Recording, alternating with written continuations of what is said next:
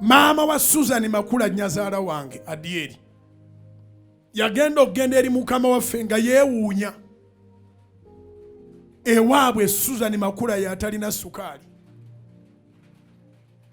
era nga mukadaalwa alaba oluddewo bw'aba yakuzaala alaba oluddewo okumutegeeza nti olina sukaali ate nga abakeera 25 nga sukaali yakwata dda ng'otandise n'okwekuba empiso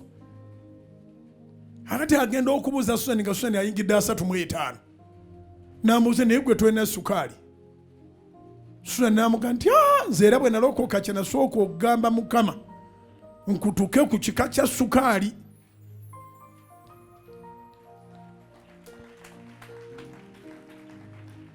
nkutuke ku kika kya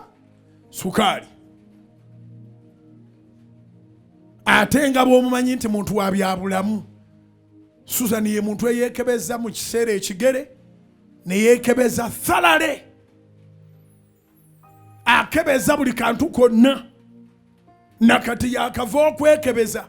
talina kantu konna mu mubiri gwe akali chronic oba akamukuta obukwasi yendowooza nze seekebeza nze Yesu yankeberakebera dda kubira Mukama engalo ez'amaanyi. Susan ye yasoma wa byabulamu ayagala okwekebera taagala bamugambe nti ate kansa yali yakwata dda ate mwagayala kati nze sirwanagana na Katonda bw'abanga ndi wakufa kansa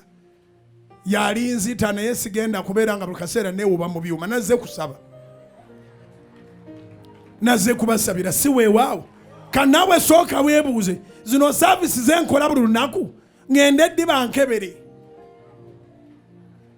ekirala ndi nnyumba ya Katonda. I am the temple of God and the Holy Spirit dwells in me. I am not a fool. I know what I'm saying. Ndi nyumba ya Katonda era kyemanyi ndowooza ebirwadde binkwata ne bigenda kubanga nannyini nyumba tabyagalamu kubira Mukama engalo ez'amaanyi obanga otegere ekyeŋŋamba zikubira waggulu mu linnya erya Yesu ndowooza binkwata ne bigenda wambamulwe nafuwaawo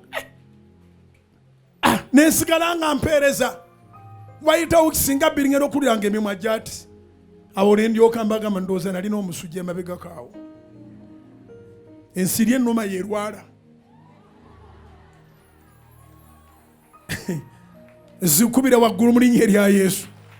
ensiri ennuma yeekola ki naye tekitegeeza nti nkoppa sula mu katimba k'ensiri kabi kasonseke bulungi njagala nkusumbe ng'oli mulamuze nina ekisa ekyange